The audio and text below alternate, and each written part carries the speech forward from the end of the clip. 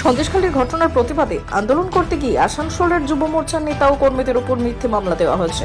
আর সেই অভিযোগেই আসানসোল ভগৎ সিং মোড়ে পথ অবরোধ করে বিক্ষোভ দেখালেন বিজেপির নেতৃত্ব ও কর্মী সমর্থকেরা। প্রায় 30 মিনিট পথ অবরোধ করা হয়। উপস্থিত ছিলেন আসানসোল দক্ষিণের বিজেপি বিধায়ক অগ্নিমিত্রা পল।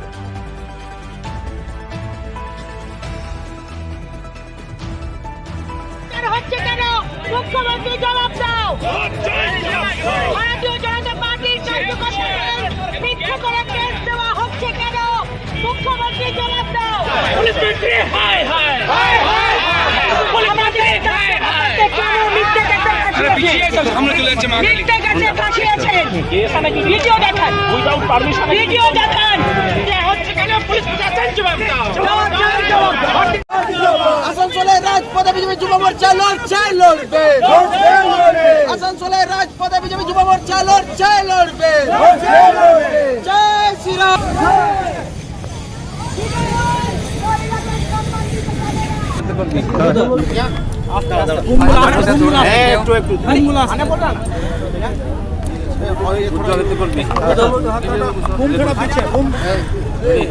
আজকে আমরা এখানে ভগৎ সিং এর এখানে আমরা হঠাৎ করে ডিসাইড করি যে আমরা আন্দোলন করব, আমরা প্রতিবাদ করব।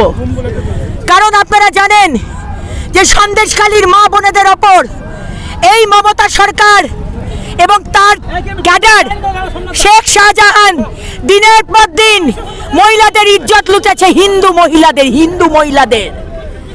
আর মমতা ব্যানার্জি দিনের পর দিন বুক বন্ধ করে রেখেছেন, এখনো অবধি শেখ শাহজাহানকে ধরা হয়নি।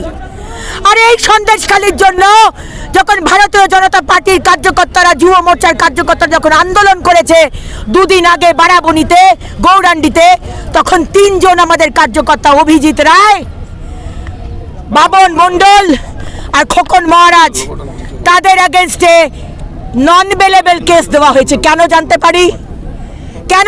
পারি? সন্দেশখালী নিয়ে প্রতিবাদ করছি বলে আপনারা নন বেলেবল কেস দেবেন? আজকে আপনারা শেখ শাহজাহানকে ধরতে পারেন না। এই পুলিশ, এই মমতার পুলিশ দাঁড়িয়ে আছে, শেখ শাহজাহানকে ধরতে পারে না।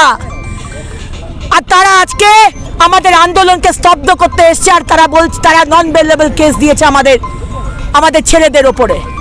তাই আজকে আমরা প্রতিবাদ করছি। এইভাবে চলতে পারে না। কুণাল ঘোষ একটি লাইভ টেলিভিশন ডিবেটে আমাকে বলছেন নির্লজ্জ বেহায়া। আজকে শেখ শাহজাহান দিনের পর দিন মহিলাদের ইজ্জত লুটছে। মমতা ব্যানার্জি, আপনি কি ভেবেছেন 1000 টাকা লক্ষ্মীর ভান্ডার দেবেন বলে আপনি আমাদের মাথা কিনে নিয়েছেন? আমাদের ইজ্জত কিনে নিয়েছেন। আমাদের ইজ্জতের দাম কি 500 টাকা?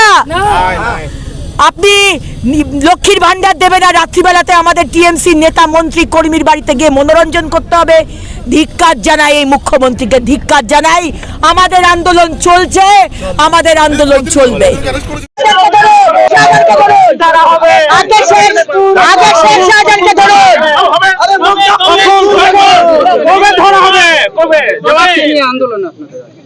আমরা আজকে এখানে আন্দোলনে বসেছি। আমাদের ভারতীয় জনতা পার্টির যুব মোর্চার 3 জন ছেলেকে তারা নন বেলেবল কেস দিয়েছে।